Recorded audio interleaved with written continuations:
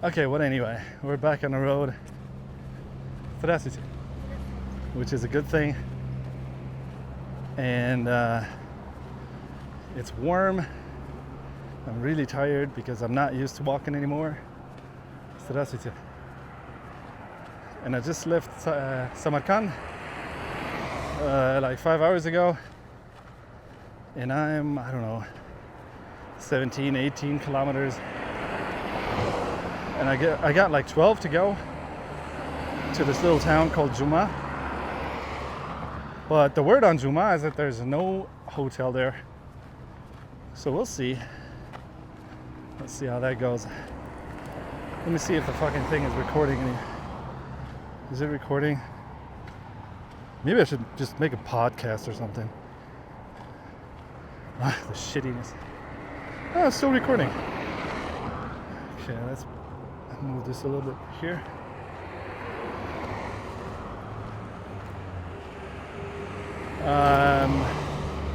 Yeah, my plan for the next few days is I got 3 days to walk,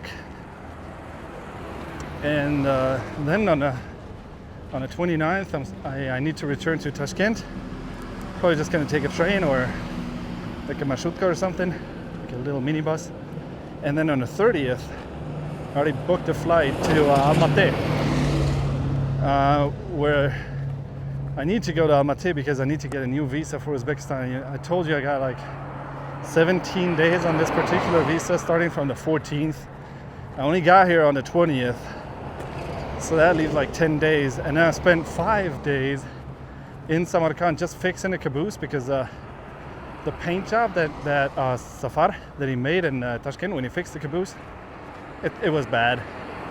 Like the whole structure is good, and he's a welder and he knows metal and everything, but the paint job, it was some sort of spray. It just came off and it started rusting, and I got white stuff and rust all over my shit. So I figured, okay, I need to do some renovating, caboose improvement, and I got some plastic foil. But then, I have to take off the old paint and the rust and then attach the plastic foil. So I spent one day in Samarkand just trying to get off the paint and the rust, which didn't work. Yeah, I didn't use any chemicals, and I just had like water and steel wool. Well, some came off, but not much. And then the next day I found a taxi driver, and the taxi driver tells me he's got a friend, and the friend has all kinds of tools and gold teeth, which I may add. And so we go to the hotel where I'm staying, and we figure it's gonna be too noisy there to do all the work on the caboose, so we take the caboose to a friend's house. A friend who lives not far from the hotel where we're staying.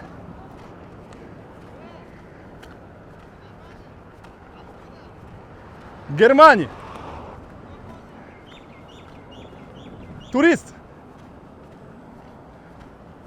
Okay, so we took the caboose to this friend's house, and first we started working in front of the friend's house in like this little alley, and then this really mad guy comes out and he's like, I have a wedding party here now, like starting in like an hour or something, so get lost. So we get lost, we go into the court of the friend's house, and we just kind of do all the work there. We got most of the paint off, most of the rust, and then we tried attaching the plastic foil. Well, but that turned out to be harder than expected. So at some point the dudes are like, no, that's not gonna work. You need paint. You need a thick layer of new paint, like a metal paint, and that's gonna do the trick. You know how you would like paint anything?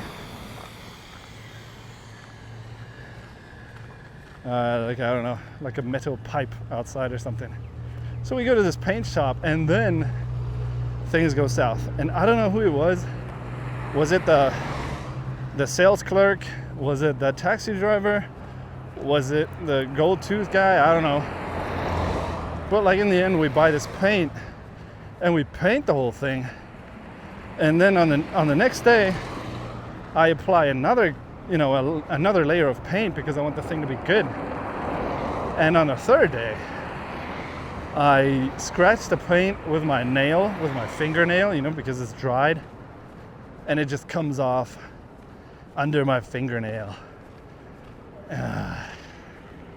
So like now the whole caboose is painted in that stuff, and now I'm running around again,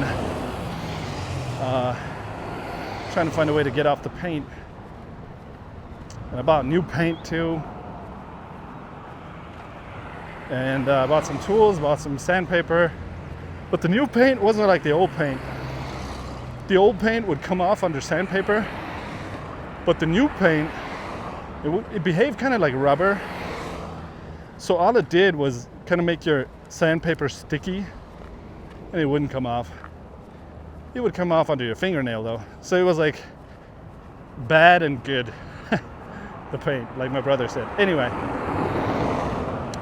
in the end, I was really frustrated, and I was in a hostel, and the hostel owner, very nice guy, older guy, he sees me, he's like, "What's up with you?" And I'm like, "You know, look at this. I just spent 4 days for nothing." And he's like, "What about the plastic foil?" And I'm like, "Well, it's really hard to get it on." Get him on you. And I'm like, "Well, you know, just fudge it. It's not gonna work." He's like, "Let's try." So now we ended up spending half of the night, just wrapping the whole caboose in this plastic foil. See how that goes. Looks like a present now, like a Christmas gift. That's what I've been doing. Hello. Hello. Hey, what's up? It's me again. You guys know me. I like talking to myself.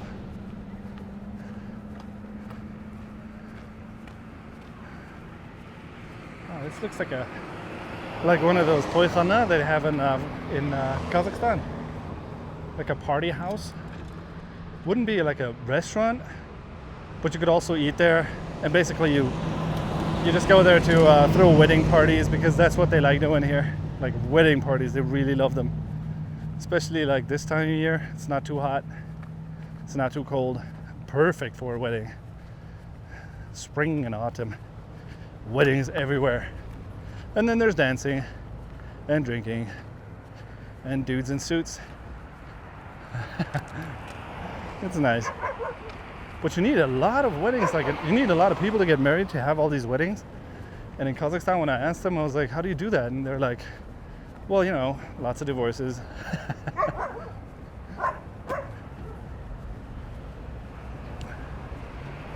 Okay, so now like the issue that I'm looking at here is Turkmenistan,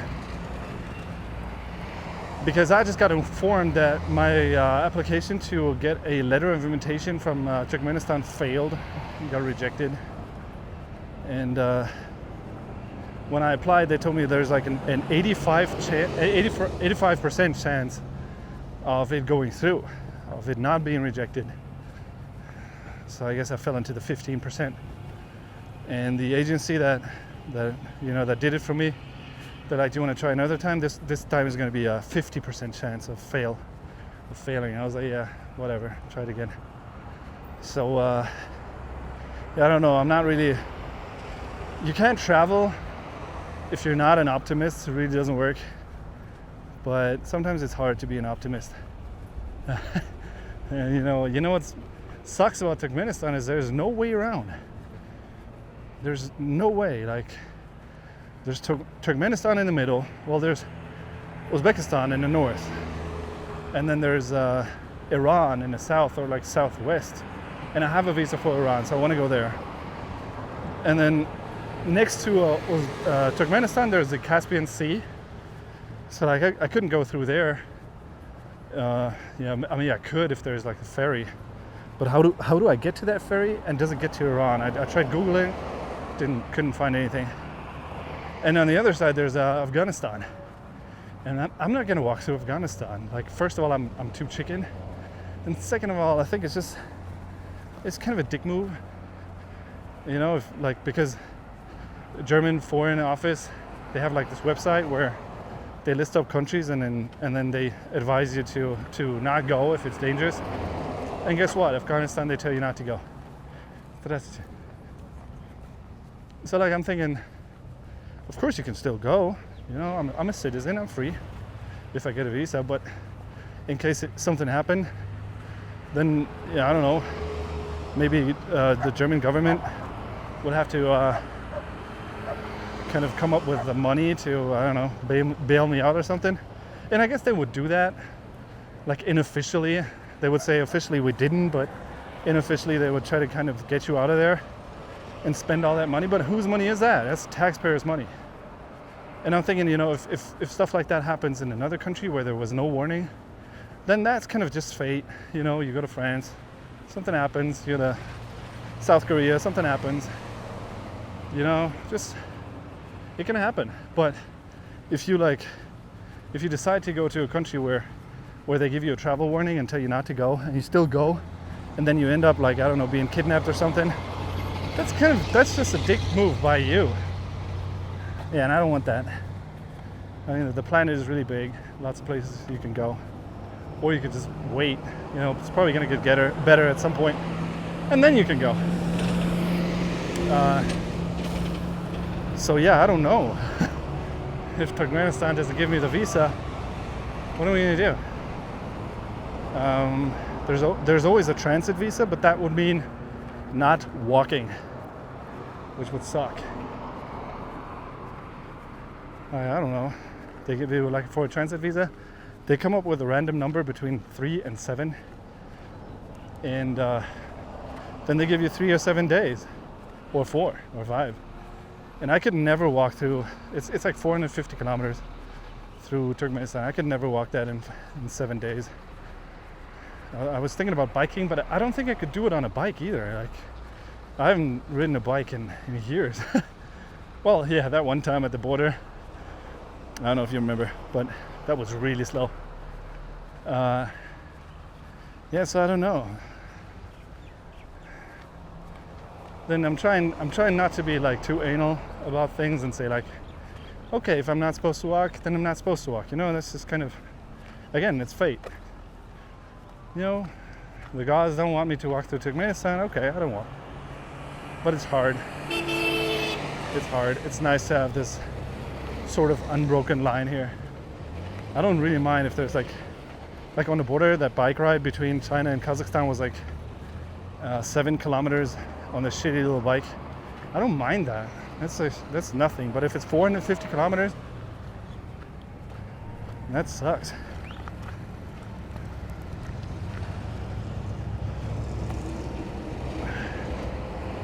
So I don't know. I don't know. Is this thing still recording? You never know. Oh yeah, it is. Looks weird though.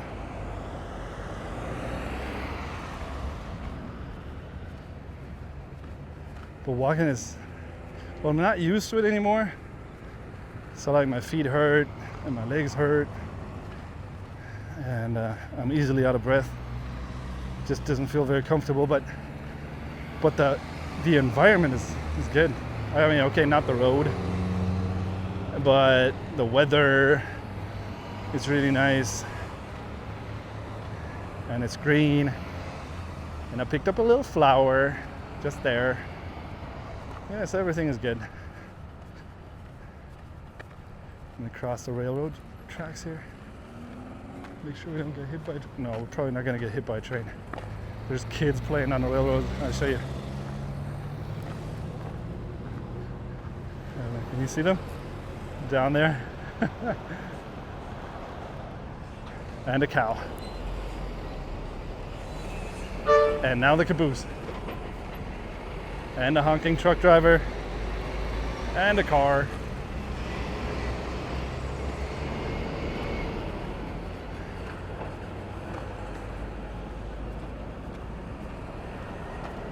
Alright guys, I'm gonna go cut it short here. Have a good day, dudes and dudettes.